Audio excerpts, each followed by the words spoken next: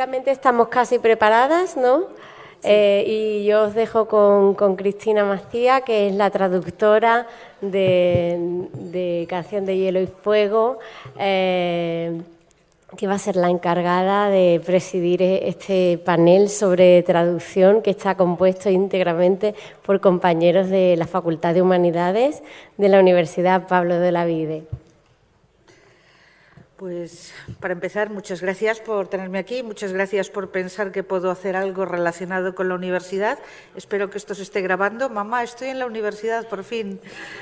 Te dije que algún día lo haría. Bien, vamos a ser súper breves, luego ya nos enrollaremos al final. Tenemos para empezar la comunicación de Elisa Calvo y Marian Morón.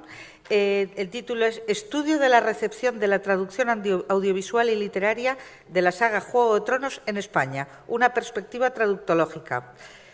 Marian es licenciada en Traducción e Interpretación por la Universidad de Granada, doctora en 2009 también en dicha universidad, ha participado en varios proyectos de investigación, tiene 40 publicaciones o más y ha desarrollado una línea propia de investigación en el ámbito de la transcreación y la traducción creativa. Elisa Calvo también es traductora, también es licenciada en Traducción e Interpretación. Su principal línea de investigación es el estudio de los procesos profesionales de traducción desde las corrientes funcionalistas. Ha participado en varios proyectos de investigación, publicaciones académicas, etc. y ha sido traductora profesional mucho tiempo. Pues cuando queráis. Tenemos 15 minutos y yo tengo un látigo. Sí, bueno, yo voy a poner el temporizador porque además jugar en casa tiene la ventaja y el inconveniente de que la decana nos conoce y sabe que nos encanta esto y nos enrollamos. Así que yo voy a poner el temporizador, ¿vale? Bueno, mi nombre es Marian Morón y a mi compañera Elisa Calvo. Muchas gracias, Cristina, por la presentación. Vaya por delante el agradecimiento a nuestra decana y a nuestra facultad por la organización de este evento, que yo creo que está superando pues todas por lo menos las expectativas que podemos albergar desde la casa, ¿no? En el año pasado, y perdonadme porque ayer no asistí al congreso, ¿no? Pero el año pasado esto empezó como un foro local al que Elisa y yo, que somos unas un poco osadas, aceptamos la invitación. Fue iniciativa de la decana a organizar ese foro local al que nosotros pues asistimos encantadas, y este año es un congreso internacional, implicadas las dos universidades de la ciudad de Sevilla y con un elenco de ponentes pues asombroso. Así que me ha tocado la bandera Lannister, los Lannister pagan sus deudas, tenemos una deuda con nuestra decana, con el equipo de Canal y con todos los implicados en la organización de este evento. Muchísimas gracias. Vamos muy rápido porque queremos contaros muchas cosas y hablamos mucho. Quizás el título de nuestra ponencia es un poco osado. Para nosotras, que no somos expertas en traducción audiovisual, suponía... el fenómeno de Juego de Tronos ha supuesto, primero porque nos encanta, somos fans de la serie y nos encanta todo lo que se mueve en el mundo de la traducción gracias a este tipo de productos. Y es un honor y una responsabilidad hablar de esto delante de la traductora de la saga de libros, ¿vale? Porque nosotros lo que hacemos luego es estudiaros y nos encanta, ¿vale? Y por supuesto estamos admirados de los buenos profesionales que hay implicados en todos los procesos de traducción del tipo que sea, doblaje, subtitulación, la traducción de los libros, es decir, nos quitamos el sombrero por la calidad del trabajo que se presenta. Por eso digo que somos un poco osadas, nos hemos metido en analizar temas de traducción audiovisual, de mundo ficticio, un poquito de todo, pero porque nos interesa mucho. Me está diciendo Elisa, tranquila, que voy muy acelerada porque queremos contaros muchas cosas. Bueno, nos interesa mucho la profesión de la traducción y nos interesa muchísimo, como decía antes Elisa en sus líneas de investigación, los procesos de traducción y cómo se percibe nuestra profesión en la sociedad actual, ¿no? Entonces hemos visto que hay mucho interés, se habla mucho de las traducciones, todo el mundo opina sobre las traducciones, ¿no?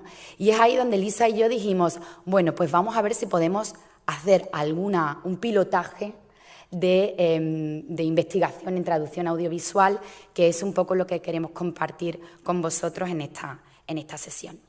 Desde el punto de vista de la traducción, pues sumamente interesante porque tenemos muchísimos productos de traducción, muchísimos temas que se van, muchísimas modalidades de traducción que son súper interesantes a la hora de observarlas, ¿no? De investigarlas. La intertextualidad, que es uno de los temas, se ha citado, Elio lo ha dicho antes, ha dicho history is an intertext. Pues de alguna manera nosotros investigamos sobre la intertextualidad, cómo unos textos, unas obras inciden en la traducción de otras. Y de esto os vamos a hablar un poquito hoy. Bueno, para los traductores, la saga de Hielo y Fuego o la serie Juego de Tronos, que están interrelacionadas, plantean una serie de retos de traducción que vamos a intentaros explicar. En primer lugar, como ya han indicado los coautores la charla tan interesante que hemos tenido previamente, supone la traducción de un género narrativo basado en la construcción de un mundo ficticio. Aquí en la Universidad Pablo de Olavide tenemos un experto que da su charla, creo que es la tercera, dos después de la nuestra, Robert Schmislik, ha hecho su tesis doctoral sobre construcción de mundos ficticios. Y hay que entender que todos los productos basados en mundos ficticios presentan contextos hipotéticos que, como nos explicaban los autores anteriores, la clave es la coherencia. La clave es que el receptor del mensaje decida creerse lo que está leyendo. Nos pueden presentar dragones, Superman, un alienígena, cualquier cosa poco probable de ver. Pero si está bien contado, nosotros vamos a aceptar el reto de hacer nuestra esa historia, ¿no? De entrar en esa historia.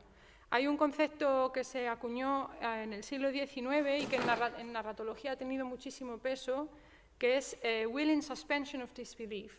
Es cuando tú voluntariamente decides aceptar la historia porque está construida de una manera que a ti te parece que sí, que tiene una lógica, ¿no? Entonces, para esto hay una cantidad de recursos creativos tremenda, lo recorre nuestro compañero en su trabajo, lo veréis después. Por ejemplo, el uso de palabras inventadas, todos conocemos, lenguaje ficticio, lugares, nombres, mapas, etc. Todos esos son los ladrillos con los que se va construyendo el mundo ficticio. Y tienen un impacto en la traducción, porque si yo quiero documentarme sobre algo que se ha inventado Martin en su novela y ese algo no existe, no hay diccionario que a mí me pueda ayudar. El proceso de reconstrucción del valor que eso tiene en la historia va a tener que ser completamente nuevo en cada idioma, ¿vale? Otra característica de la obra es la serialización. Como sabéis y como nos han explicado ya, es imposible tener previsto qué va a suceder después del primer libro. Va a haber elementos de texto, va a haber ladrillos de ese mundo ficticio que aparecen por primera vez en el libro 1 y a lo mejor hasta el libro 6, hasta el libro 4, no vamos a saber que realmente ocultaban un sentido que ahora no tenemos ya posibilidad de abordar, ¿vale? La serialización supone un problema bastante serio del que Cristina sabe mucho más que nosotros. Entonces, esta intertextualidad de los libros, además, genera una dependencia entre el producto audiovisual y todos los demás productos que van vinculados a la serie, los videojuegos, etcétera, entre el producto audiovisual y la novela. Si Cristina decide traducir algo de una determinada manera, para los seguidores de los libros y la serie sería muy incoherente y muy decepcionante que en la serie se llamara de una manera diferente. Tiene que ir todo bien enlazado. Esa es la intertextualidad natural cuando se hace una adaptación de una obra escrita a una obra audiovisual. El problema en esta serie es que además se da una intertextualidad inversa con la serie, con el producto audiovisual, porque como sabéis están pasando cosas que no sabemos siquiera si pasarán en los libros. Puede ser que pasen en los libros y ahora ¿qué hacemos con el doblaje en español? Van a tener que documentarse, Cristina tendrá que documentarse en la serie, ¿entendéis? A lo mejor Martín decide coger otro rumbo y Cristina es libre y muy bien, pero en fin, ahí hay una intertextualidad que pocas veces se ha visto, yo creo, no recuerdo ninguna en la que realmente se haya producido. Bueno, tenemos que entender que el contexto audiovisual, desde el punto de vista de la traducción, es un medio multicanal, no es solamente la palabra lo que se traduce, os lo vamos a explicar con detalle ahora, y además hay una serie de condiciones laborales que rodean la traducción, tanto la literaria como la audiovisual. La confidencialidad, que en la audiovisual afecta muchísimo a las posibilidades de traducción, los plazos imposibles, esto tanto en la literaria como en la audiovisual. Tú no. No.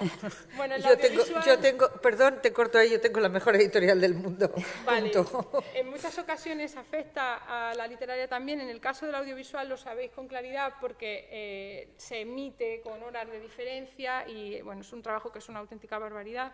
La remuneración también, diréis, bueno, ¿qué tiene que ver? Pues tiene mucho que ver, porque según lo que cobres, así podrás dedicar más o menos tiempo a tu trabajo, podrá haber más controles de calidad, menos controles de calidad, según si el trabajo esté mejor o peor remunerado.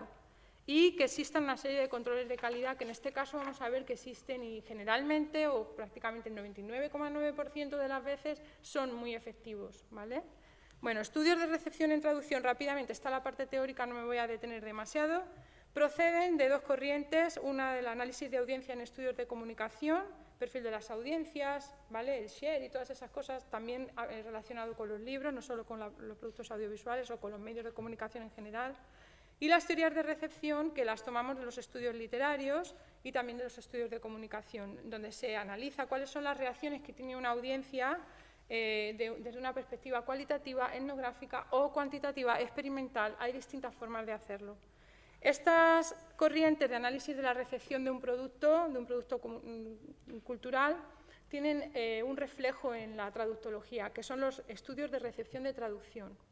Igualmente, se pueden hacer desde una perspectiva funcionalista, cómo responde el lector o la audiencia a una determinada propuesta de traducción, lo entiende, no lo entiende, le llega, no le llega, le despierta los mismos sentimientos que buscábamos o no, etcétera. O se puede hacer desde una perspectiva cognitiva sobre recepción de traducción, de una manera más experimental para entendernos, pues como lee los subtítulos, por ejemplo, en el caso del audiovisual, etcétera.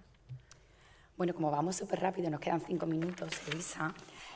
Bueno, esto da lugar, este tema, esta aproximación, el realizar estudios de recepción nos lleva a una gran cantidad de temas que podríamos investigar en traducción audiovisual, ¿vale? Aquí tenéis algunos. Nosotros nos vamos a centrar, vamos a hacer un estudio de recepción, o hemos hecho un estudio de recepción basado en las percepciones. Por tanto, no es un trabajo experimental, ni es un trabajo que se base en la reacción in situ de la audiencia al observar el producto, sino que nos basamos en el recuerdo de la audiencia con respecto a la percepción del producto doblado, ¿vale? Y nos interesaba fundamentalmente por la repercusión. Me imagino que recordáis, no nos va a dar tiempo de consultar a la audiencia aquí presente, pero nos hubiese encantado tener un debate sobre cómo percibisteis el tema de odor. Nosotros en aquel momento dijimos, nos encanta este debate, nos gusta este tema, queremos saber más, porque veíamos cómo se estaba creando una polémica, se estaba haciendo trending topic a la traducción, ¿no? El problema de traducción. Pero veíamos cómo el público, la audiencia, los legos en la materia, la gente que no sabía de traducción, confundía el concepto de problema de traducción con el concepto error de traducción, ¿vale? Y es aquí donde nos pusimos a investigar, porque en nuestro grupo de investigación estamos intentando conceptualizar, es decir, teorizar sobre lo que es realmente problema de traducción, que es un elemento clásico en la literatura, en la teoría de la traducción e interpretación, intentar saber qué es un problema de traducción. Entonces estamos observando desde distintos temas, desde distintas modalidades de traducción, estamos intentando idear capas que nos permitan conceptualizar, saber, definir qué es objetivamente un problema de traducción. Y en este caso, en la modalidad de traducción, vemos que la modalidad de traducción audiovisual, vemos que hay un problema de traducción, es aquel contenido que objetivamente es complejo, bien porque hay más de una forma de traducir, porque no tenemos un equivalente natural, sino que es un referente cultural o un elemento ficticio que ha de ser creado, como apuntaba antes Elisa, y luego, en este caso en concreto, en la modalidad audiovisual, porque hay condicionantes del proceso que afectan, hacen más compleja, más problemática la resolución del problema de traducción. Por contra, el error El error de traducción se produce cuando existe al menos una solución que sabemos que es eficiente, podrían ser más de una solución, eficiente y funcional, pero los traductores, o en el caso audiovisual, los directores de doblaje, los adaptadores, han optado por una opción que es ineficiente o no es funcional. Básicamente un error humano, ¿vale? Por un error humano. Esto puede producirse porque ha habido problemas en la fase de comprensión del texto original, porque era muy complejo, se les ha escapado algo, ¿vale? Han aplicado una estrategia de traducción que es mejorable o que no era la adecuada, o se han equivocado en algo a la hora de producir la equivalencia, empezando por una errata, por ejemplo, ¿vale? Nosotras creemos que en muchos errores de traducción están otra vez las condiciones de trabajo. Creemos que son claves los plazos, los precios, los recursos y la confidencialidad, ¿vale? Bueno, entonces, vamos a pasar ya, tenemos muy poco tiempo, vamos al grano. El caso Hodor y su traducción, ¿vale? Todos recordaréis esta escena si estáis al día con la serie. Problemas que plantea, o sea, cuáles son las capas que componen este problema de traducción. Las capas son, la primera, la serialización. El personaje aparece en el libro 1 y hasta la 6ª temporada de la serie no entendemos por qué se llama así. Cristina todavía no ha tenido que enfrentarse a la... A lo mejor al autor se le olvida ponerlo. A lo mejor se le olvida al autor, no lo sabemos. Se puede soñar, ¿no? En la fase literaria o en la versión literaria todavía no ha aparecido, o si va a aparecer, no se sabe. Por otro lado, esto es un producto audiovisual que está sujeto en el doblaje a una sincronización labial, ¿de acuerdo?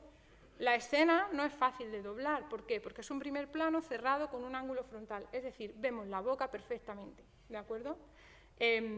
Las vocales son cerradas, las consonantes que se utilizan, H y D, no producen contacto labial, y además tenemos el problema de la intertextualidad, que Cristina ha explicado varias veces, y también Villar, el director de doblaje, ha explicado cómo se produce. Gigamesh, la editorial, revisa cómo se va traduciendo todo en la versión audiovisual para que todo case con la traducción de Cristina. Ese control de calidad también supone una capa de complejidad en la traducción. Y tenemos un juego de palabras que supone una deformación de fonemas, ¿vale? No es un sentido obvio, hay que hacer que el espectador llegue ahí también. Y, Dios mío, ya... Dios mío.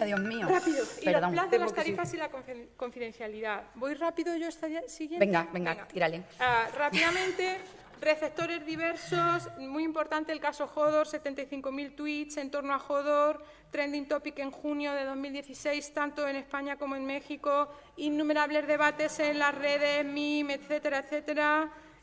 Y un montón de críticas diciendo lo horrible que era la traducción audiovisual, que mal hecha, siempre por criterios no traductológicos, ¿de acuerdo? Porque la realidad, bueno, aquí tenéis algunos ejemplos del impacto tan fuerte que tuvo el caso. Marian, creo que... Y ya vamos a salto de mata. Bueno, y aquí vemos, bueno, preparando esto pasa el famoso sí cansíos, ¿vale? Entonces lo vimos claro y dijimos, estupendo, nos ayuda a ilustrar nuestro discurso. Hodor era un problema de traducción y sí cansíos es un error, ¿vale? Por lo que decimos, ¿no? Justificado, los plazos, la situación en la que se da la traducción, por lo que quiera que sea, pero el caso es que hay una repercusión en los medios brutal.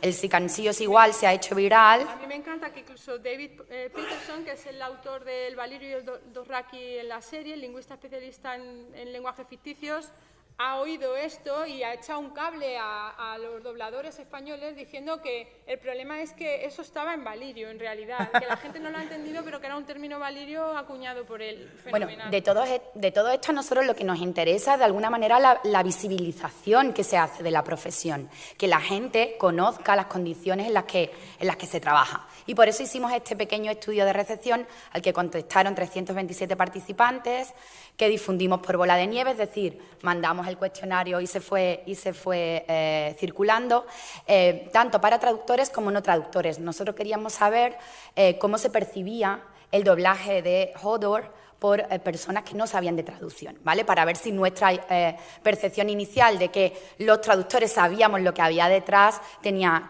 algún sentido. Y eso es lo que hemos hecho. Hemos completado esta encuesta, lo vamos a contar súper rápidamente. Bueno, ahí tenéis algunos datos de la muestra, de la población de la muestra que hemos consultado, en el que casi el 37% son traductores y el 37% también tiene experiencia en traducción. Casi un 8% no tenía conocimientos de inglés, ¿vale? Que es realmente el dato que nos interesa y que, bueno, como se suele hacer en estos casos, se verá en el libro, ¿no? Lo publicaremos en el artículo porque no nos va a dar tiempo de presentarlo ahora, ¿vale? El 37% ve la versión doblada y el 30% aproximadamente ve la versión original con el subtitulado en español, ¿vale? En cuanto a la modalidad, vemos que la mayoría ve eso, como decíamos, la versión doblada, y en cuanto a la comprensión, la mayoría creía que no se entendía, ¿vale? Que realmente el caso Odor, la solución que se dio por Odor, que fue la de aguanta el portón Odor, no se entendía. Ahora voy rápido yo, ¿vale? Si me lo permites. Lo que hemos hecho es analizar cualitativamente los resultados, no solo esta estadística, sino ver la opinión de la gente, ¿no? Y aquí vemos que había muchas opiniones favorables a la traducción de Odor que se da en doblaje, aguanta el portón Odor, ¿vale? De las 20 registradas, 15 son de traductores, o sea que los traductores tienen clarísimo la complejidad, la profundidad del problema de traducción. Aquí tenéis algunos ejemplos. Y luego, en las no tan favorables, vemos que solo 3 son de traductores. Había 47 respuestas no favorables a la traducción de Odor, algunas muy simpáticas, como aquella que nos ha hecho consultar el monólogo de Dani Rovira sobre los Tupperware, ¿vale? Pero a nosotros nos interesaba sobre todo algunas, como esta que tenéis aquí, en la que el público, incluso siendo crítico con la traducción, de alguna manera logra entender el trauma del personaje. La repetición continua de Odor durante la escena, aguanta el portón Odor, aguanta el portón Odor, aguanta el portón Odor, le lleva, aunque pierde el juego de palabras del hold the door, sí permite que entiendan que el personaje se queda traumatizado. Luego el efecto traslativo sí llega al público, ¿vale? Perdonad que vayamos tan sumamente deprisa. Bueno, estamos ya en conclusiones. Conclusiones. Para nosotros es una reflexión. La conclusión sobre las condiciones actuales del doblaje en streaming y lo que implican en la calidad de los productos finales. Hay una entrevista muy interesante en Internet a Villar, que es el director de doblaje, que viene también. No sé sábado. Hoy no está aquí, pero vendrá el sábado. Y él dice que el trabajo actoral, que en la serie tarda 3 meses, en el doblaje se hace en 14 horas. Eso incluye la traducción, la revisión del doblaje y la grabación, ¿vale? Tenéis que entender que el actor de doblaje no lee un papel, está actuando. Cuando tiene que llorar, se pone a llorar. Hace el mismo esfuerzo emocional que un actor que está siendo grabado. A lo mejor no lleva la vestimenta, pero el esfuerzo emocional de interpretación es el mismo. Y se hace en 14 horas para que pueda emitirse lo antes posible. Entonces, tened en cuenta también que todo de lo que no hablamos es porque es correcto. Así que Mariana y yo, después de mucho buscar, tenemos 2 palabras o 2 expresiones en una serie de un montón de temporadas y capítulos. Hay que ponerlo en perspectiva, ¿eh? La calidad del producto audiovisual es elevada, es muy alta. La intertextualidad inversa va a ser algo digno de observar. Es lo que más me interesa a mí, de verdad. Bueno, traducción y creatividad, ya habéis visto que además es una creatividad sometida a presión temporal, muy difícil. Visibilidad de la traducción como profesión, su complejidad, la diferencia entre error y problema y cómo afecta a la suspensión voluntaria de la credulidad. Y finalmente, pues mirad lo que opina el gremio de traductores sobre la traducción audiovisual. El gremio de traductores, la asociación atrás, me he ido rápido al final. La Asociación de Traductores Audiovisuales de España premió a Paco Vara, que es el responsable de la traducción audiovisual. Nosotros pensamos que es un buen producto de traducción. Cuando comprenden la complejidad que tiene, no nos cabe ninguna duda. Y ahora sí. No maten al traductor, ¿vale? Bueno, de capítulo. Gracias.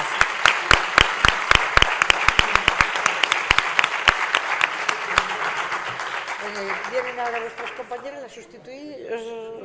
Ah, ok. Sí, ahora. Ok. Ahora vienen. Hola. Sí, sigue funcionando. Alex Stender y Cristina Limach. Aquí a este ladito vosotras. Para no quitaros... ¿O sí? ¿Cómo lo queréis hacer? Vamos. Es que tienen la queréis que las echemos a ellas. Nos ponemos a este lado. Para no quitaros porque acabamos de ver cómo vamos de justísimos de tiempo. Sí, ahora los 5 minutos de vida que os quedaban acaban de sonar ahora. Bueno, Cristina y Alice van a hablar de las salidas profesionales de la carrera de traducción e interpretación ejemplificadas en la figura de Missandei, intérprete de lenguas, mediadora cultural y mucho más. Yo solo puedo decir que os ha envejecido mal el título, ¿eh? Bueno, pues muchísimas gracias. Seguimos corriendo. Muchas gracias, Cristina, por supuesto, es un honor que tú seas la presidenta aquí en nuestra mesa. Muchas gracias pues, también a nuestras célebres antecesoras, que nos ha encantado, por supuesto, lo que habéis contado. Y bueno, pues vamos a seguir a ver si podemos pues, añadir un poquito más de información sobre ese tema. Por supuesto, también muchas gracias a la organización, que además, bueno, pues qué momento en el que habéis tenido la idea de hacer este segundo ya internacional congreso. Bueno, puesto que inexplicablemente las humanidades en los últimos tiempos han entrado en entredicho y los estudiantes de carreras que tienen que ver con las lenguas tienen o creen tener un futuro incierto, una vez terminada la carrera, pues nosotras sentimos la necesidad de romper una lanza a favor de una de las profesiones del campo de las humanidades que tiene muchas salidas profesionales, pues lo que es la carrera de traducción e interpretación.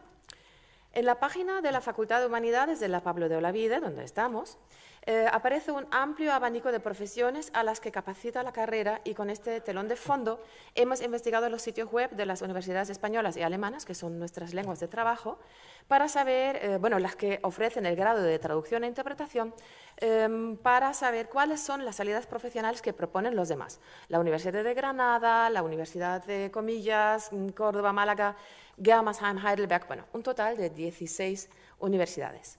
Bueno, y hay que mencionar también que las diferentes asignaturas cursadas durante la carrera capacitan para el ejercicio de las diferentes profesiones, pero por supuesto el título de traducción e interpretación solo es de traductor e intérprete. Bueno, basándonos en la información ofrecida por estas universidades, hemos elaborado un cuadro de profesiones. Por supuesto, todas las universidades coinciden en que las profesiones más habituales son las propias de la carrera, es decir, la traducción e interpretación, seguido de terminología, terminografía, lexicografía, también la redacción, corrección, revisión y lección de textos, ya sea editorial o en otros ámbitos. Los egresados de traducción e interpretación pueden ser mediadores y asesores culturales y lingüísticos y, por supuesto, dedicarse a la enseñanza de lenguas o la enseñanza en general. Se espera que durante la carrera adquieran conocimientos y experiencia en la gestión de proyectos lingüísticos y también en la gestión de equipos humanos, por lo que pueden trabajar en el ámbito de recursos humanos y en cualquier profesión relacionada con la gestión y el asesoramiento. Y las competencias, tanto lingüísticas y culturales, adquiridas durante la carrera, los capacitan para labrarse un futuro en la administración pública o incluso en el servicio diplomático. El turismo, la traducción audiovisual y la localización y otras labores relacionadas con las nuevas tecnologías también forman parte del elenco de posibles profesiones. Bien, y nos hemos propuesto escenificar estas salidas profesionales de la carrera de traducción e interpretación en la figura de Missandei. Missandei entra en escena en la tercera temporada como esclava y intérprete de su amo o dueño Kraznys, cuando facilita la conversación entre Daenerys y Kraznys. Bueno, si bien en muchas ocasiones la interpretación se define como traducción oral, esa definición se queda un poco corta en realidad, ya que el intérprete y también el traductor deben mediar entre lenguas y no solo eso, sino también entre culturas. Ya hizo referencia a eso ayer Jean y también pues Linda, que se refirió antes a familiarity, o sea, familiaridad, ¿no? Exacto.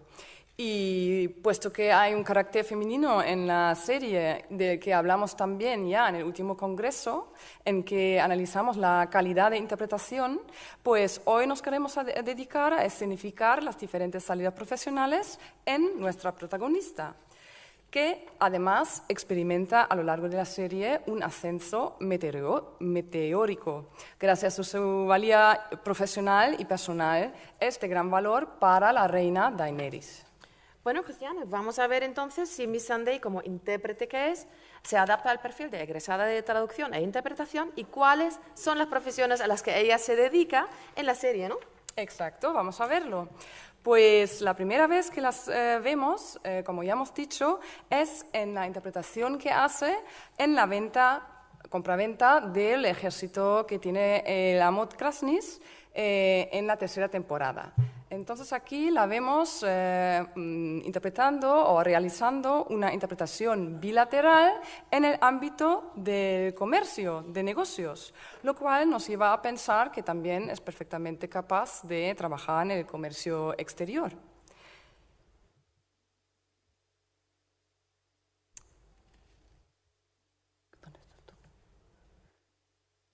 ¿En el comercio exterior? Ah, bueno, es que teníamos pensado vídeos y al final, claro, pues, hemos como cortado un tiempo poco, como nos hemos asustado, como tú has dicho que tienes el látigo aquí, pues estamos intentando cortar un poco el látigo. ¿no? Entonces, pues la vemos también de intérprete en otros ámbitos, no solo en el comercio exterior, sino también en el ámbito público, cuando en la tercera temporada sale también para interpretar entre un súbdito de Meereen y la reina Daenerys, o también en otros momentos, cuando ella también realiza aquí una interpretación de los insultos del campeón único. Y aquí tenemos también una escena cortada que vamos a ver a continuación. Que no sale.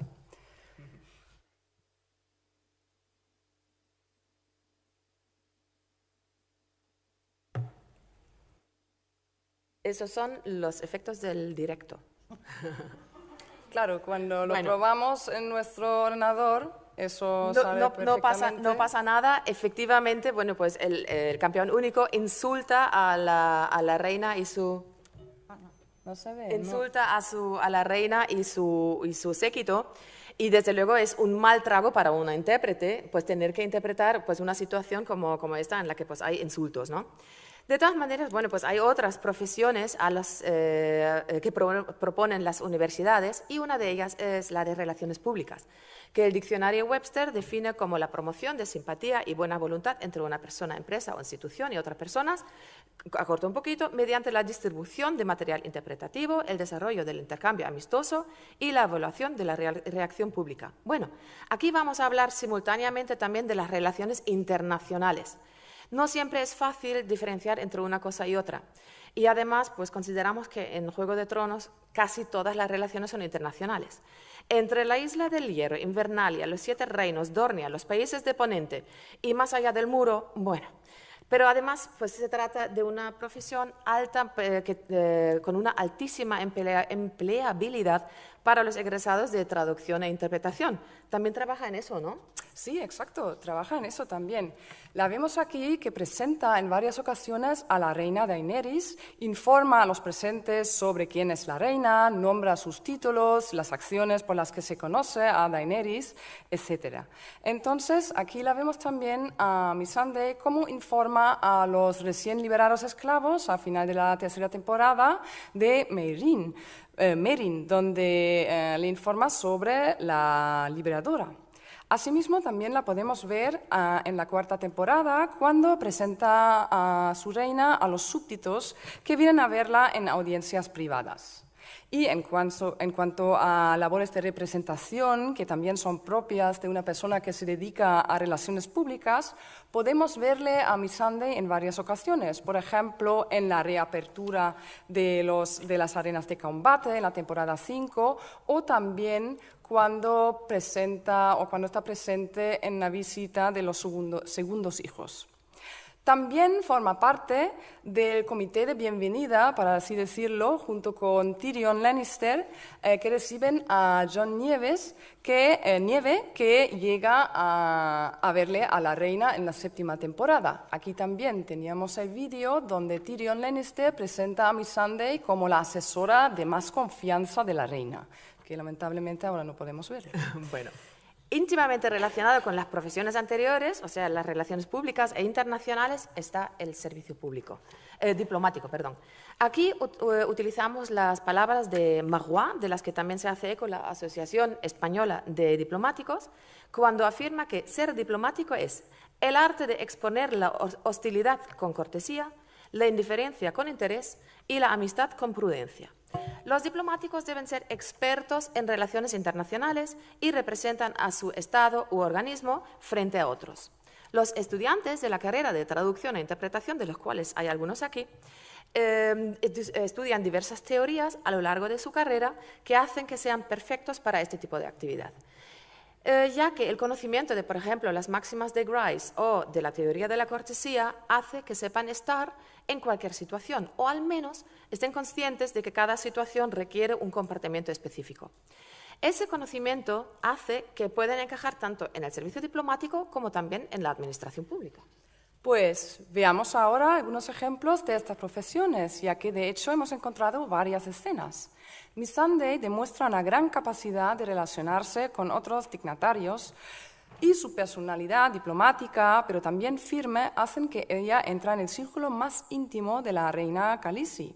Además, durante la ausencia de la reina, Missandei se queda junto con Tyrion Lannister y Gusano Gris al mando del gobierno en Meereen. En esta ocasión, además, demuestra que tiene voz en el gobierno, ya que en una ocasión se opone a la propuesta de Tyrion. Y en otra ocasión también la vemos que le pide consejo a la reina Daenerys. Aquí la vemos formando parte del consejo y aquí teníamos un vídeo cortado donde la vemos a Daenerys y a Missandei, y a Daenerys es la que le pide consejo en una cuestión de Estado a Missandei. Le pregunta, ¿qué piensas tú que debo hacer? Más tarde, también en la 7ª temporada, Missandei, como miembro del Consejo, debate las estrategias de guerra junto con otros miembros e incluso forma parte de la delegación que se reúne con Cersei Lannister cuando le llevan a un caminante blanco. Pues esto me parece realmente interesante. Vaya un ascenso meteórico, de esclava a diplomática y asesora de estrategias. Pero bueno, no solamente hablamos de asesoría de estrategias, sino, según los datos que nos constan, también se puede trabajar como asesora de todo tipo de contextos. Desde luego que sí. Ella no solo asesora a Daenerys en cuestiones de Estado, sino también en otras cuestiones como, por ejemplo, lingüísticas y interculturales, y por supuesto también trabaja como profesora de idiomas, ya que es ella que enseña inglés a Gusano Gris. Aquí teníamos otro vídeo de esto. En otra ocasión también mejora la pronunciación de Daenerys en Dothraki. Así como trabaja como asesora lingüística intercultural, la podemos ver también en otra escena donde explica el significado de misa cuando liberan los esclavos de la ciudad de Meereen. Y también la vemos en otra ocasión cuando ella corrige o aclara la profecía del príncipe, donde se dice príncipe y realmente ella aclara que en Alto Valirio esta palabra no tiene género y igualmente puede referirse a princesa, no solo a príncipe. Bien, pues la labor de asesoría y de mediación están muy ligadas y el Marco Común Europeo de Referencia para las Lenguas se refiere a la profesión de intérprete también en términos de mediadores, ¿no? Muchas de las universidades que hemos consultado consideran que se trata de dos profesiones diferentes y nosotros hemos encontrado ejemplos en los que claramente existe una mediación, ya sea lingüística o intercultural. En derecho mercantil, por ejemplo, la definición es, o se llama mediadora, una persona que pone en contacto o aproxima a otras partes a efectos de contratar o mejorar un acuerdo de mediación. Exacto, y eso es lo que hace Missandei, claramente, actúa como mediadora. Recordamos la primera vez que ella entra en escena, cuando se trata de la compraventa del ejército de los Inmaculados. Ahí el amo Krasny insulta no solo a Daenerys, sino también a su acompañante, en varias ocasiones. Y Missandei está en la difícil situación de tener que modificar ese discurso descortés y vulgar de su amo para que la conversación, o en este caso la negociación, siga adelante. Ella resume los insultos de Krasny a nuestra madre de dragones y media entre las dos partes e intenta que el posible trato no se rompa. Bueno, sí, ella es perfecta para el trabajo de mediación por sus características que ya mencionamos antes. Por ejemplo, la diplomacia y su temperamento templado. Pero eso puede ser característico de una persona en concreto. No obstante, hay otra cosa que sí se puede aprender en la carrera, y esa es la importancia de conocer la cultura y las costumbres del otro país. Pues el desconocimiento de estas costumbres, salud, el desconocimiento de estas costumbres o formas de pensar puede llevar a graves malentendidos. Exactamente, y de eso también hemos encontrado un ejemplo. Aquí vemos la escena, o más bien tenemos una foto solo porque no se ve la escena. ¿Cómo explica Missandei el origen del nombre de los Inmaculados? En su educación y formación aprenden a no valer como individuos y reciben estos nombres como gusano gris o cucaracha para ser meras máquinas de guerra, cuando en la cultura de Daenerys eso no sería posible y se extraña a la reina, pues cada individuo se trata como persona. Así que en esta escena explica Missandei o actúa como mediadora cultural cuando explica esa diferencia cultural entre el capitán del ejército, Gusano Gris, y nuestra reina Daenerys. Aparte de que yo quiero ese tono del móvil, hay otra función de la que podría encargarse un egresado, y esa es la gestión de recursos humanos. Efectivamente.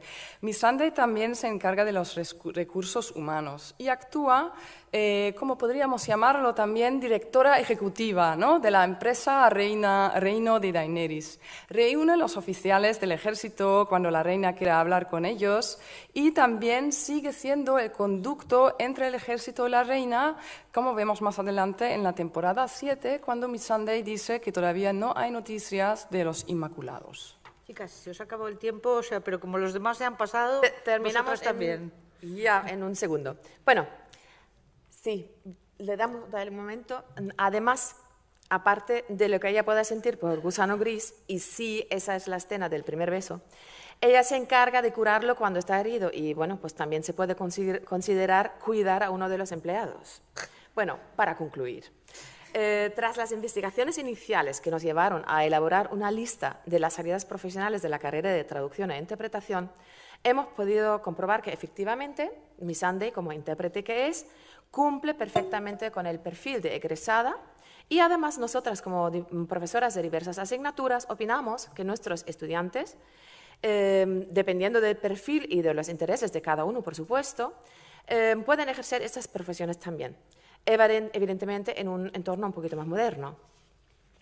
Exacto. Aquí vemos que Missandei no solo es intérprete profesional que varía entre diferentes modalidades como la interpretación consecutiva, la interpretación simultánea, la interpretación bilateral, sino también varía entre ámbitos político, de negocio, de comercio exterior, público, sino también ella se encarga de las relaciones internacionales y relaciones públicas, como hemos podido comprobar, es profesora de idiomas. Y no olvidemos también el hecho de que ella habla 19 lenguas. Pero además también conoce muy bien las particularidades de cada cultura y puede mediar perfectamente entre las culturas, puede trabajar como asesora lingüística, mediadora lingüística también, etcétera, etcétera. Y si bien aquí casi siempre hemos hablado sobre todo de interpretación, todo lo que ella hace también se puede aplicar a la traducción escrita. Y con eso terminamos. Muchas gracias.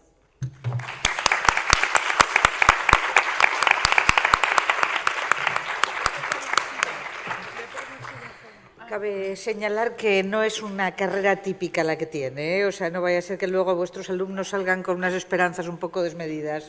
Bueno, ya estamos ahí para nosotros para bajarle las expectativas.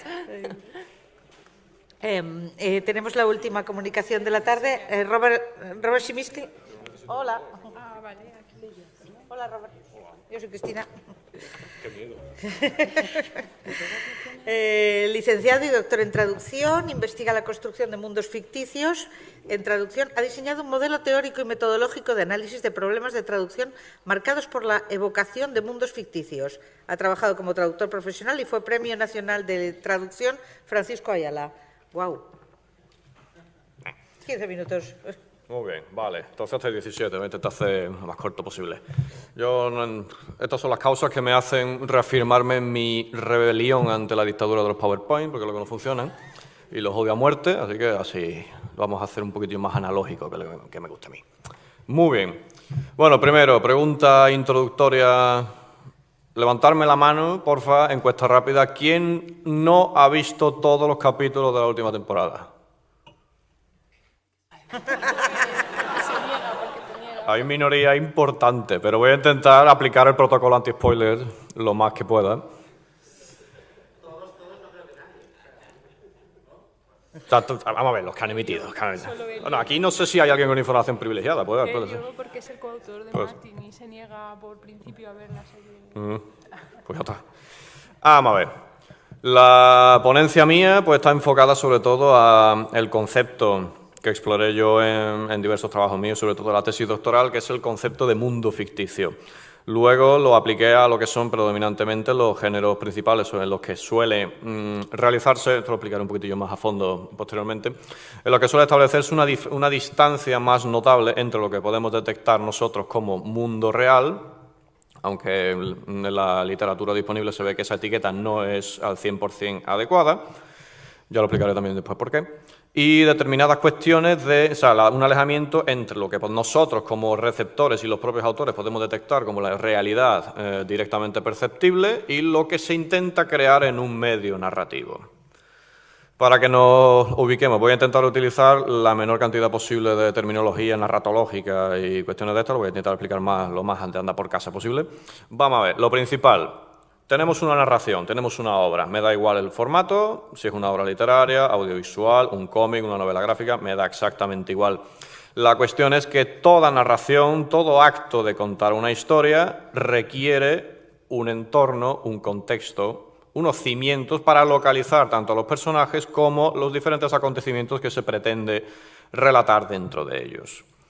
Entonces, esta premisa a lo que nos lleva a algunas conclusiones en lo que es la narratología, que es el estudio de cómo se cuentan las historias, nos lleva al hecho de la conclusión de que cualquier tipo de narración, toda narración al margen del soporte de la temática o de sus pretensiones artísticas, construye un mundo ficticio. Absolutamente todo. Da exactamente igual que sea una obra de ciencia ficción, están ahí con las espadas láser y las cosas, da exactamente igual. O que estés contando, yo qué sé, los puentes de Madison, me da exactamente igual. El mundo de los puentes de Madison no es nuestro mundo real por mucho que nos empeñemos. Es una abstracción de diferentes características de nuestro mundo que no se alejan excesivamente de lo que nosotros podemos percibir, pero eso no significa que sea nuestro mundo real al 100%. No sé si se ha entendido esto. Esto es lo principal, esto es lo que se descubre, lo que yo descubrí con el trabajo ese, y a mí al principio me chocó, intenté encontrarle alguna falla a esto, pero luego te das cuenta de que no. Cualquier tipo de narración construye un mundo ficticio. ¿Cómo podríamos nosotros definir lo que es un mundo ficticio? Pues básicamente este ecosistema propio, artístico, narrativo, como lo queramos definir, que utiliza un autor para ubicar lo que él quiere llevar a cabo ahí dentro. Estaremos hablando de una especie de universo paralelo, se suele llamar, por ejemplo, en los cómics de Marvel, un universo de bolsillo, como crea el hijo de los Cuatro Fantásticos, no me voy a meter en fricada. Creas tu propio mundo, básicamente, para hacer dentro de él lo que a ti te dé la gana.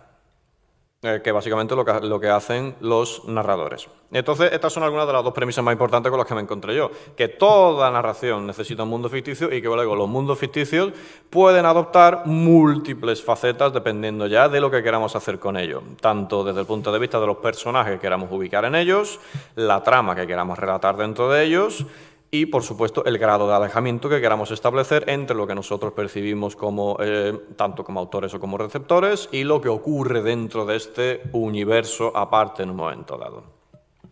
¿Por qué digo que, por ejemplo, la etiqueta de mundo real no es al 100% adecuada para hablar de la distinción entre un mundo ficticio y un mundo real? Porque hay diferentes tendencias, sobre todo la teoría de los mundos posibles, una corriente tanto filosófica como luego posteriormente se aplicó a la teoría cuántica, con la teoría de muchos mundos, en la que se establece que a pesar de que estemos creando una abstracción, estemos creando un universo aparte de lo que podremos considerar nuestro, eso no significa, hay diferentes tendencias, eso no significa que eso no sea real. Estamos hablando de que hay diferentes posturas y, por ejemplo, podemos, dependiendo de si es una postura abstraccionista o concretista, no me voy a definir, hay diferentes posturas que establecen que los mundos ficticios ya tienen el mismo estatus de realidad que el mundo que nosotros ocupamos, puesto que nuestra percepción del mundo ya de por sí es una abstracción de nuestros sentidos. también es una ficción y un relato si nos ponemos específicos. Entonces, un mundo ficticio, por mucho que esté dentro de un libro o de una película, no tiene por qué no tener el mismo estatus de realidad que el mundo que nosotros ocupamos. Hay gente que no está de acuerdo con eso, hay gente que dice que un mundo ficticio simplemente es una reorganización de las características que nosotros vemos, pero hay diferentes tendencias al respecto. Entonces, más o menos con la cimentación teórica, ya puedo ir terminando. Y lo que pasa, tengo tiempo. La cosa es esa. El mundo ficticio es lo más importante dentro de lo que cabe. No es la única parte que tenemos que tener en cuenta cualquier tipo de obra narrativa. En la narratología también vemos que lo que nosotros percibimos como receptores es un binomio, el binomio mundo-narración. El mundo ficticio es indivisible a su vez, con todas sus características internas de cómo se puede sustentar, cómo puede sobrevivir, cómo no se derrumba él solo dentro de la narración. Esto es curioso porque Philip K. Dick, por ejemplo, el escritor de ciencia ficción, lo que le encantaba era destruir sus mundos ficticios. Él lo que hacía, al contrario, los construía y luego los destruía, al contrario que construir universos alternativos, diferentes perspectivas. Lo que sí se ve que una narración y un mundo ficticio son indivisibles. ¿Por qué? Porque el mundo ficticio contiene los ingredientes y la narración nos guía a través de esos ingredientes, entre comillas, y nos permite percibirlos al 100%. Esas son otras de la conclusión a la que llegué al final estudiando todo esto, que es tan importante es comprender el mundo como comprender la historia. Esto pasa muchas veces que hay que conseguir ese delicado equilibrio. Por ejemplo, Asimov en el campo de la ciencia ficción siempre decía que el mundo que construimos en un entorno de ciencia ficción, que él lo equiparaba más a la sociedad que se expresaba en las obras de ciencia ficción, pero que es perfectamente extrapolable a cualquier tipo de mundo ficticio, lo que decía que el mundo ficticio tenía que ser lo suficientemente lógico, consistente e interesante para que los receptores tengan interés por sumergirse en este mundo, pero que no fuera demasiado denso como para oscurecer la trama y los diferentes acontecimientos que nos cuentan los autores. Esto es un equilibrio muy complicado. En determinadas obras, tampoco voy a dar nombre, pasa al principio que se centran tanto en exprimir todas las características del mundo que al final dices, vale, muy bien, pero esta parte de una taxonomización de especies extrañas que te has inventado o de expresar las relaciones comerciales entre el no sé quién y el no sé cuánto, pero ¿qué pasa? Al final no pasa nada. Ese es el problema. Eso es lo que decía Asimov, que hay que obtener para conseguir esta sugestividad y esta atracción por lo artístico. No se podía descuidar ninguno de los dos componentes. Y eso es un delicado equilibrio muy complicado de conseguir y, de hecho, las obras en que se basan tanto en la construcción de mundos, world building, como se llama en el contexto anglosajón, podemos hacer una lista muy reducida de que lo han conseguido de una forma que haya pervivido en nuestra memoria. No hay tantas luego que resistan una disección exhaustiva de todos sus componentes, tanto desde el punto de vista de la construcción del entorno como de la construcción de la propia narración.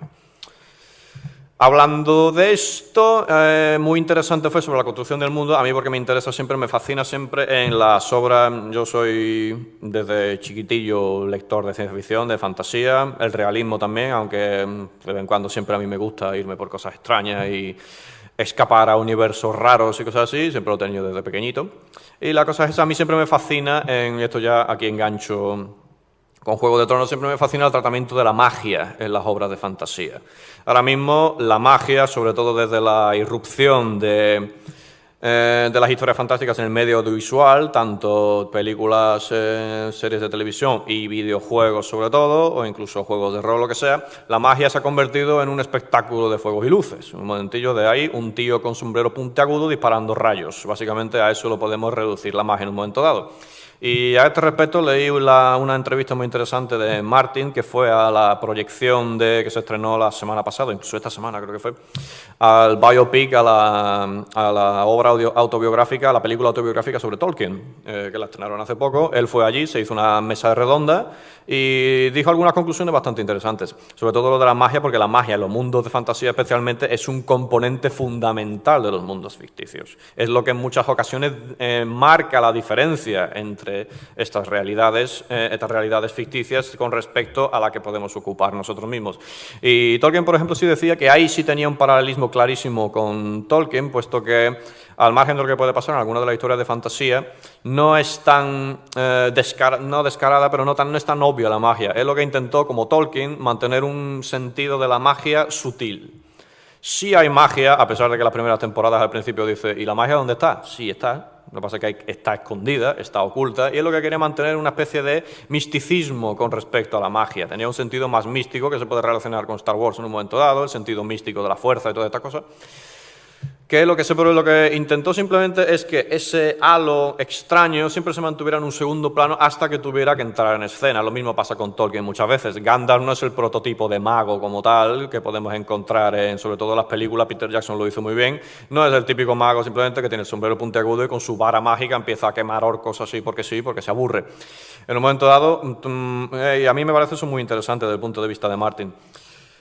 Cómo construye un sentimiento de la magia que sí está ahí, pero al principio no lo ves, hasta que de repente te salta el primer caminante blanco a la cara que te quiere comer y ahí ya dices tú, aquí ya empiezan las cosas raras, y aparte de los huevos de dragón y todas las cosas, pero ya dices ahí, aquí ya empieza lo raro, pero de una forma muy sutil y muy paulatina, que es lo interesante, no del tirón ahí, te saca ahí la lluvia de fuego o lo que sea, que pasa muchas veces en algunas películas y libros incluso. Desde el punto de vista de la traducción, que es de lo que tenemos que hablar, ¿qué pasa con los mundos ficticios? La transposición entre culturas de los diferentes mundos ficticios tiene una problemática clarísima asociada, que es básicamente, claro, tenemos que tener muy en cuenta el propósito del propio mundo ficticio. Tienen diferentes propósitos. Puede ser simplemente, un mundo ficticio puede ser utilizado desde el punto de vista de la ciencia simplemente para plantear una alternativa al mundo real desde una perspectiva analítica. Simplemente decir, en la física se hace muchísimo. Si un meteorito gigante pasa al lado de la Tierra a no sé cuántos kilómetros de la atmósfera, ¿qué efectos gravitacionales tendría? Ahí están creando un mundo ficticio, a pesar de que solamente para estudiar los efectos gravitatorios de un pedrolo gigante volando al lado de la Tierra. Pero básicamente estás creando una abstracción de una Tierra que no es la nuestra. Eso ya es un mundo ficticio. Entonces, desde el punto de vista de la traducción hay que tener en cuenta el propósito. ¿Quieres fascinar a las personas? ¿Quieres que se sumerjan en un mundo? ¿Quieren que estudien posibilidades nuevas? Todo eso es lo principal, mantener la función y los diferentes propósitos que les aportan los autores inicialmente a su propia creación. Y que todo eso sea detectable en la nueva cultura a la que se está trasplantando. ¿Cómo se puede hacer eso? Básicamente siempre teniendo muy en cuenta las pretensiones de los autores originales y desde un punto de vista ya más microestructural, con el trabajo que hice yo en la tesis y eso, lo que se ve que los mundos ficticios desde un punto de vista muy básico están compuestos por diferentes ideas, por diferentes conceptos. Conceptos que determinados autores los llaman irrealia, algunos los llaman novum. Por ejemplo, Subin, un teórico de la ciencia ficción, utiliza el término novum para eso, que son las diferentes cosas que van estableciendo desde una forma básica la distancia entre el mundo ficticio y el mundo real que ocupamos nosotros. Eso tiene una manifestación tanto argumental y narrativa como muchas veces lingüística. Lingüística, ¿desde qué punto de vista? Mediante dos procedimientos principales, que son los neologismos, que son las palabras nuevas que directamente un autor crea para su propio mundo, y por otro lado, que es mucho más sutil, pero igual de potente, y desde el punto de vista de la traducción muy complejo de estudiar, la neosemia, que son los neosemas, son las palabras comunes en cualquier tipo de lengua, pero que se le ha añadido un significado específico dentro de ese mundo ficticio. Son especialmente complicados, a veces son especialmente complicados de detectar, y su comprensión muchas veces, la complejidad que tienen, es que solamente a veces disponemos de la información presente en el propio mundo ficticio para entender esos conceptos. Si no hay matices de intertextualidad o de una interdependencia narrativa entre diferentes formatos en las que, no sé, por ejemplo, si en una película sí se ha explicado ese concepto y en una novela no, situado en el mismo universo, entonces podemos realizar una documentación intertextual, pero muchas veces solo disponemos del parrafito, a lo mejor, en el que aparece, desde el punto de vista literario, el párrafo en el que aparece el concepto nuevo expresado a través de una palabra común para comprenderlo.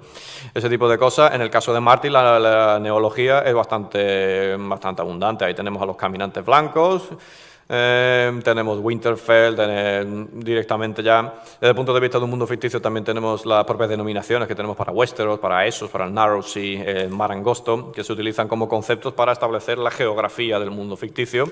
Y ya todas las cuestiones socioculturales, el Banco de Hierro, todas las relaciones que tenemos ahí ya desde el punto de vista socioeconómico, hasta incluso las denominaciones de los wargos, de los lobos de los Stark, hasta todo el tipo de conceptos nuevos que ha ido introduciendo Martin. Pero ya digo, hay una diferenciación. Puede que tengan una denominación clara manifestada desde un punto de vista lingüístico o que sea contenido conceptual, lo que no significa que no deba trasladarse efectivamente y eficientemente al nuevo contexto lingüístico.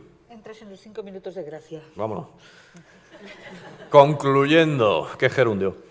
Entonces, ¿cuál es la cosa aquí? Básicamente todo el contenido, a pesar de que no sea lingüístico, ya que muchas veces estamos obsesionados los traductores con lo que es la lengua, el sentido y todo, pero aquí tenemos que tener en cuenta mucho contenido conceptual. Para que un mundo ficticio sea detectado totalmente por parte de los autores, por parte de los receptores en un nuevo contexto, tenemos que trasladar íntegramente y de una forma eficiente todo el contenido asociado a ese mundo ficticio. Si no se realiza de esta manera, ¿qué es lo que puede pasar? Pues básicamente que se obtenga. Hay diferentes, eso también se ha estudiado. Muchas veces también un mundo ficticio traducido, depende, de acuerdo con algunos autores, incluso puede ampliar la información que tenemos en el mundo ficticio original. Puede pasar de todo. Pero generalmente, si no se traslada eficientemente todo lo que podemos percibir en un mundo ficticio, ¿qué nos puede pasar? Porque básicamente que obtengamos una visión parcial, fragmentada o directamente ineficiente del mundo ficticio en su nueva manifestación cultural. Y eso lo que causa es que nuestro disfrute como receptores de una obra ya procesada puede que no sea exactamente el mismo, en el peor de los casos, que sea inferior o que sea menos potente que el mundo físico, que si accediéramos al mundo ficticio en su vertiente originaria. Eso es muy importante ya desde el punto de vista de una contemplación artística, que es a lo que a lo que nos dedicamos aquí. Los mundos ficticios, como digo, preeminentemente se basan en un entorno artístico. Lo que se quiere es crear un nuevo universo. Me da igual el soporte, pero lo que queremos crear es algo nuevo, algo que cautive a los receptores, algo que les haga sumergirse en un compendio de nuevas posibilidades durante el tiempo que dure la lectura. Pero básicamente tenemos que conseguir en las obras traducidas que ese efecto de atracción se mantenga perfectamente y que se mantenga de la forma más eficiente posible. ¿Cómo se logra eso? Tampoco hay una receta establecida. Depende del mundo ficticio, depende de los traductores, depende de la obra, depende del soporte. Cada una de las diferentes modalidades creativas tiene tanto sus restricciones como sus bondades. Una obra audiovisual, pues, obviamente, tiene un gran aliado que es la imagen. La imagen en movimiento, puesto que la narrativa gráfica, los cómics y las novelas gráficas tienen lo mismo, pero desde un punto de vista estático. Pero ya tienen una serie de canales divergentes. En el caso de Martin, pues surgió como una obra narrativa, como una obra literaria. Y entonces lo que utilizaba es el canal verbal. Y en el canal verbal hay que utilizar otra serie de procedimientos para mantener este efecto de atracción, donde la traducción tiene un papel totalmente fundamental. Pero básicamente el objetivo principal, ¿cuál debería ser? Pues que la obra, el mundo ficticio meta traducido, atraiga de la misma manera, el objetivo ideal, alcanzable probablemente no siempre, pero el objetivo principal es que ese mundo ficticio atraiga de la misma manera a los receptores de un entorno sociocultural como a los del entorno sociocultural que vio nacer esa obra en su propia lengua. Y muchas gracias por escucharme.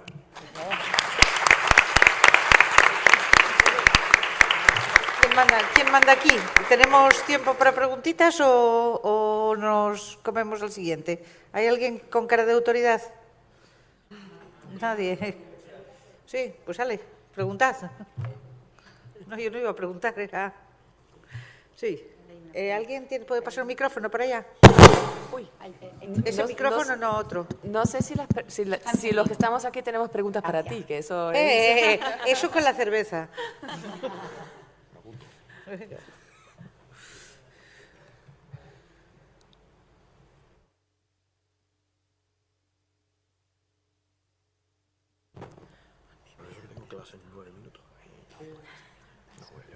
Bueno, gracias por esta súper interesante sesión. Es una curiosidad, es para todo quien quiera contestar, incluso Cristina, pero you hold the whip, so tú decides. Dos cosas. Primero, en Italia, porque soy italiana, el Juego de Tronos ha sido traducido menos, entre comillas. Por ejemplo, lo que me llama la atención es que Jon Snow en español es Jon Nieve y en Italia se ha mantenido Jon Snow.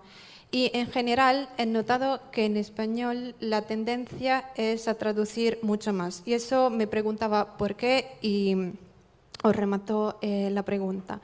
La otra cosa, ya que habéis citado el caso de Odor, me preguntaba cuál es la decisión que se toma en esa circunstancia frente a como juego de palabras. Y a mí siempre me llamó la atención que Winterfell en inglés podría tener el sentido de Fell of Winter, que es, o sea, donde cayó invierno, y en los libros Winter is Coming siempre aparece, hasta mi conocimiento, porque hacer eso sin un PDF es imposible. Winter is Coming me parece siempre aparecer como en principio de frase, que es por tener la mayúscula en Winter. Y no sé si eso puede ser como un nombre propio, ya que, por ejemplo, el Direwolf de Bran se llama Summer, entonces no sé si Winter podría ser un nombre propio y si Winterfell podría ser como la caída de Winter, que Winter siendo incluso una persona más bien que no solo una temporada del año o lo que sea, o cosas como el título mismo, A Song of Fire and Ice, que es traducido con la crónica tanto en español como en italiano, me parece. Pero son en inglés suena como son hijo, y no sé si el hijo del hielo y del fuego. Mira, como tengas razón en alguna, me corto las venas. O sea, así te lo digo, o sea, que vamos a no manchar esto de sangre. Joder, no. Bueno, solo cómo se reacciona frente a un juego de palabras, qué decisiones se toman. Bueno, primero, tienes una mente perturbada. Yo no quisiera tropezarme contigo en un callejón oscuro por la noche. Que alguien quiera responder a eso, yo aún estoy temblando. Si me permitís, para la primera pregunta, efectivamente, en Italia se utiliza muchísimo el inglés. Vosotros estáis mucho más acostumbrados también a mezclar pues, vuestros enunciados cotidianos con el inglés.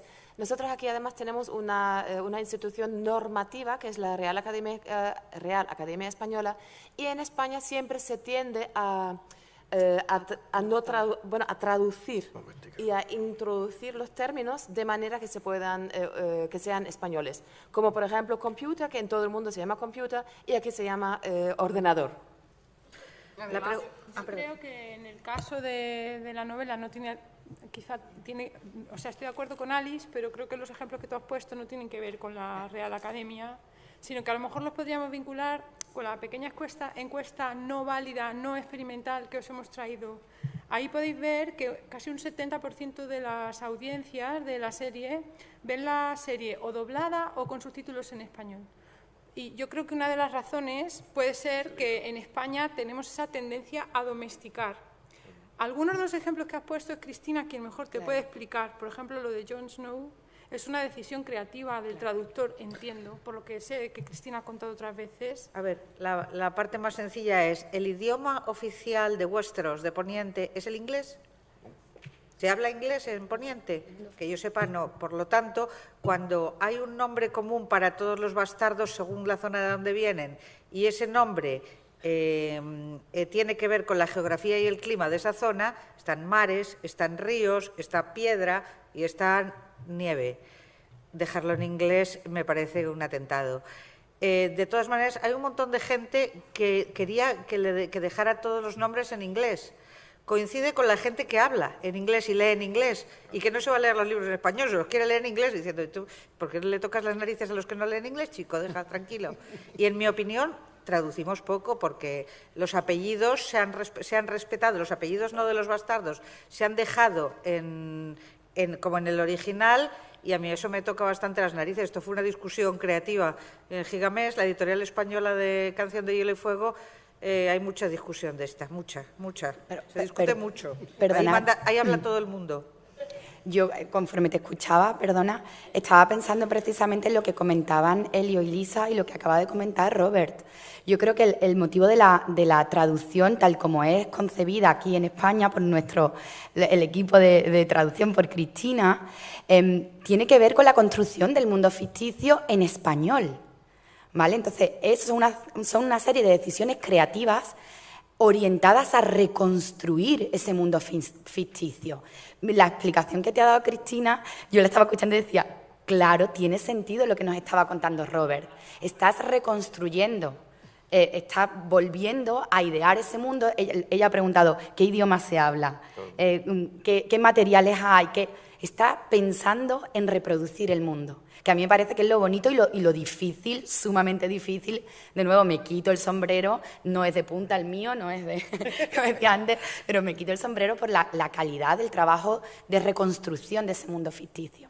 Y la segunda parte no es un juego de palabras, esperemos. O sea, muchas veces se habla de cómo los lemas de las grandes casas, oye mi rugido, nosotros no sembramos, cosas así, son definitorios, mientras que el lema de los Stark es una advertencia. Se acerca el invierno, no es un señor que se llama así. Y como me den un vuelco de estos, estilo Odor, aquí va a haber muertos, ya te digo. Luego hay que tener en cuenta que hay nombres propios que no tienen una carga semántica o la tienen muy sutil, ¿vale? Y hay otros, como los de los bastardos, que tienen una carga semántica clara. Entonces, si tú no traduces palabras, sino que traduces esa sensación, la sensación del lector en inglés, como os ha explicado Cristina, es la de vincular al bastardo con la región, clima, etcétera, que corresponde. Si se mantiene en inglés, para todo el público que no habla la lengua inglesa, va a quedar como si se llamara Lannister, que no tiene una implicación clara semántica, ¿no? Una cuestión incluso narrativa. Sí. Y otra de las opciones horrorosas que querían los gafapasta era que pusiera notas a pie de página. Y digo, mira, hombre, sí. Claro, o sea, sí. normal. O sea, vas leyendo tú tu batalla. Pero, espera, nota. En las zonas de los ríos ya vamos... Venga, ya. Total. O sea, hay un autor maravilloso, si te gustan los juegos de palabras, que se llama Terry Pratchett, y hace maravillosos juegos de palabras, maravillosos. Y aquí, cuando se publicó, aquí los tuvimos que reinventar como pudimos, y serían mejores, serían peores, pero nos montamos juegos de palabras. Bueno, pues hubo un tío súper cabreado que decía, es que lo que tenías que haber hecho es poner una nota a pie de página. Y yo me imaginaba la nota a pie de página diciendo, asterisco, juego de palabras intraducible. Ese chiste de arriba era muy bueno. Tú no lo has entendido, yo sí. Te jodes haber estudiado. O sea, esa es la nota a pie de página.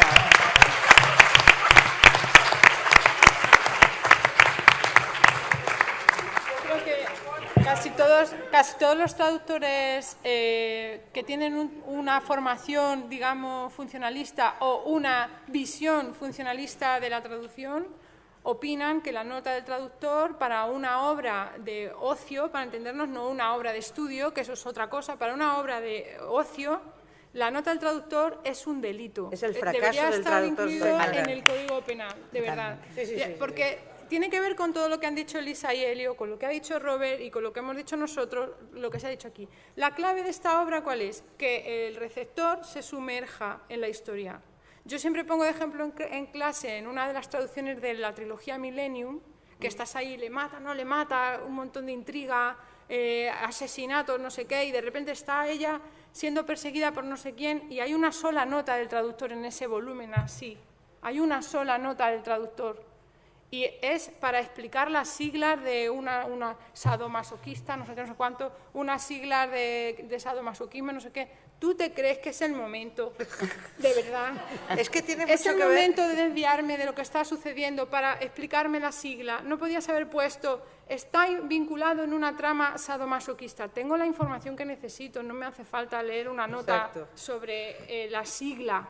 Entonces, cuando tú ves que un traductor toma esa decisión, yo lo primero que pienso es, vale, no es traductor, no es traductor. Baja palabras. Baja palabras. Mira, es lo que decían antes de la suspensión de la incredulidad. La suspensión de la incredulidad es un acuerdo básico entre el autor y el lector. Y si llega el traductor ahí y te dice, disculpa que interrumpa tu suspensión de la incredulidad, te vengo aquí a explicar una cosa. ¿La has matado al autor, has matado al lector, has matado a la obra? Bueno, quizá no tanto, ¿no? Quizá exagera un pelín, pero vamos, que no has hecho nada bonito. Bueno, perdón, que igual me entusiasma un poco. No, nosotros también.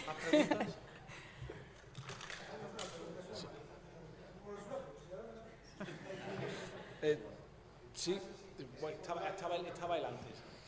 No, es un poco a relación con todo el mundo de Martin, ¿no?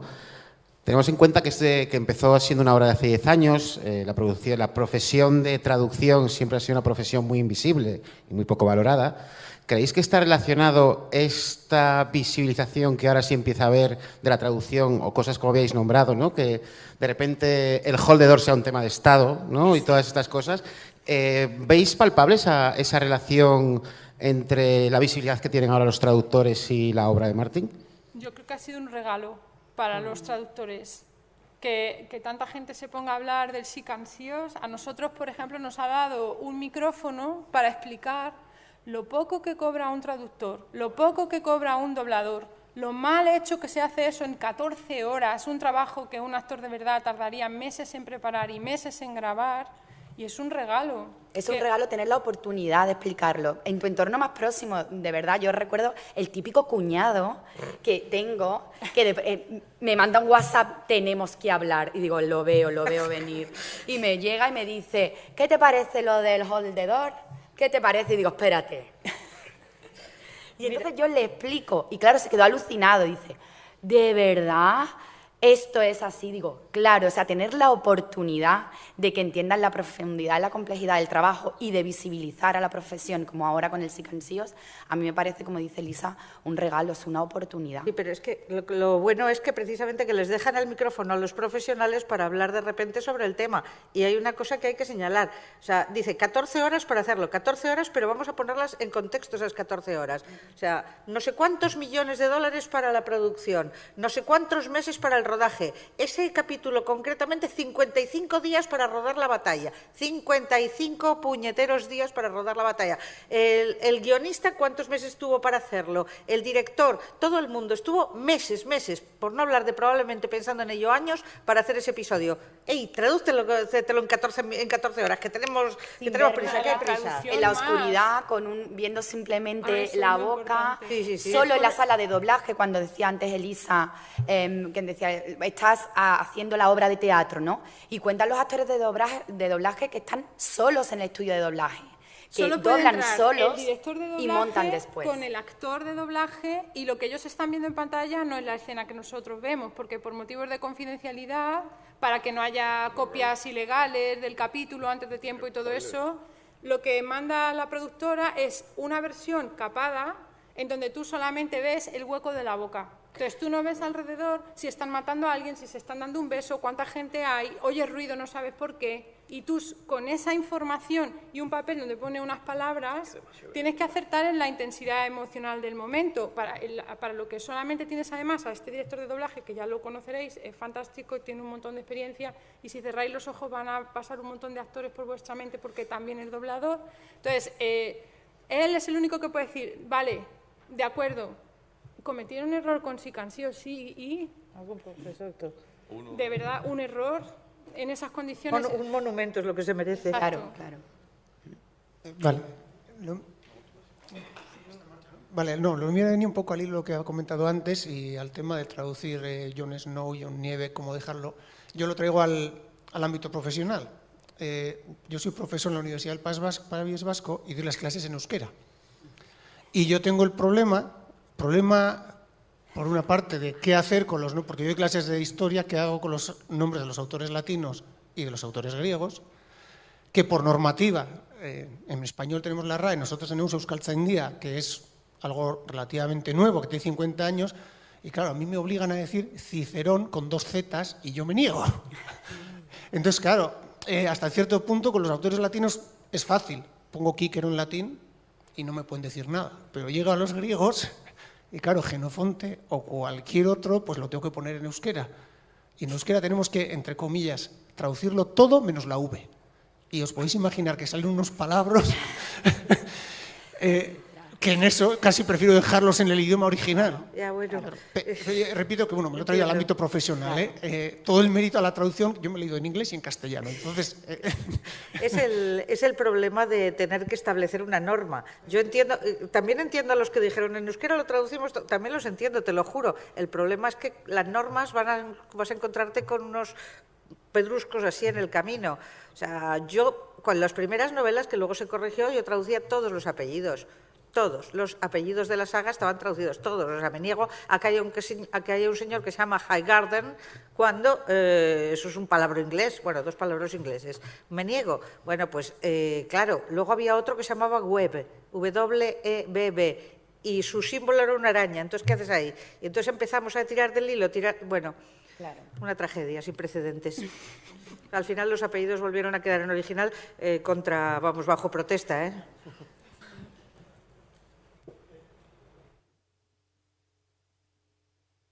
Una cosa muy breve, al hilo de lo que has comentado de los apellidos, ¿cómo se lleva a cabo esa...?